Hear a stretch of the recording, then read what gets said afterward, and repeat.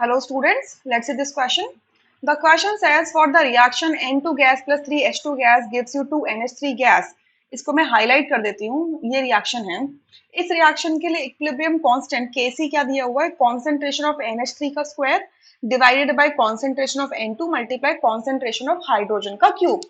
Equilibrium constant Kc लिखा है, इसका मतलब it is in terms of molar concentrations, ठीक है। तो अब नीचे क्या लिख रहे हैं, some reactions are written below in column 1 में 3 रिएक्शंस लिखी हैं A B C and their equilibrium constant terms of KC are written in column 2। और ये जो एबीसी के कॉरेस्पॉन्डिंग जो इक्विलिब्रियम कांस्टेंट है वो आपके केसी के टर्म्स में लिखे हुए हैं, ठीक है।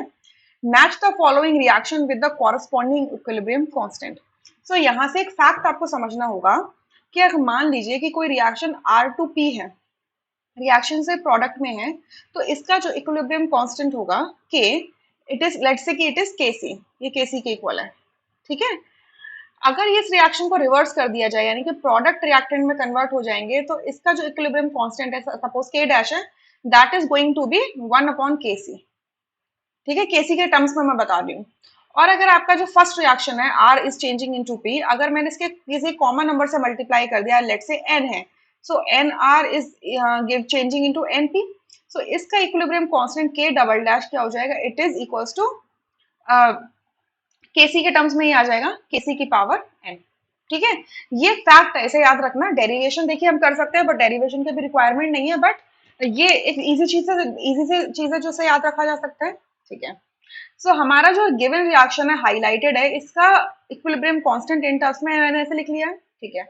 अब जो कॉलम 1 में रिएक्शन ए दे रखी है, इसमें आप क्या देखोगे, N2 रिएक्टेंट है, H2 रिएक्टेंट है, NH3 प्रोडक्ट है, यानी कि आपकी हाईलाइटेड इक्वेशन के जैसे ही है, जिसमें N2 और H2 रिएक्टेंट है और NH3 क्या है, आपका प्रोडक्ट है। बस आप क्या देख रहे हो कि आपकी जो रिएक्शन ए है, इसको 2 से मल्टीप्लाई कर दिया गया है, ठीक है। मतलब नॉट रिएक्शन ए को 2 से मल्टीप्लाई, जो हाईलाइटेड इक्वेशन है उसको 2 से मल्टीप्लाई कर देंगे तो रिएक्शन ए बन जाएगी, ठीक है।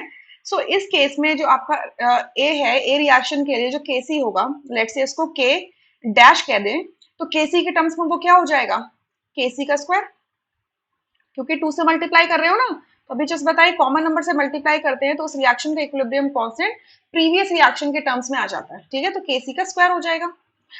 अच्छा, सिमिलरली बी का देखो, बी में क्या किया गया है, आपकी जो हाईलाइटेड रिएक्शन है एग्जैक्टली वही है, बट रिवर्स कर दी गई है। कोफिशिएंट्स अगर आप देखोगे तो सेम कोफिशिएंट्स है, बस रिवर्स कर दी गई है।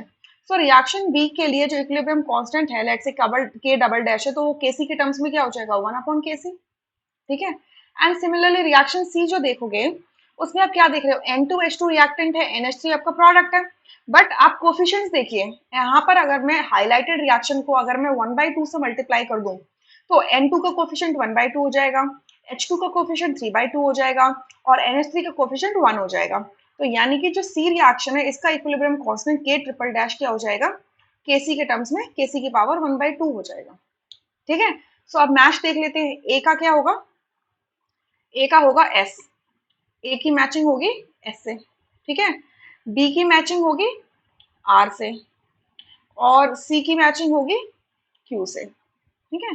तो ए का होगा एस, बी का होगा आर और सी का हो जाएगा क्यू, यानी कि फर्स्ट ऑप्शन यहाँ से करेक्ट होगा, rest options would be incorrect. I hope you understood this question really very well, thank you.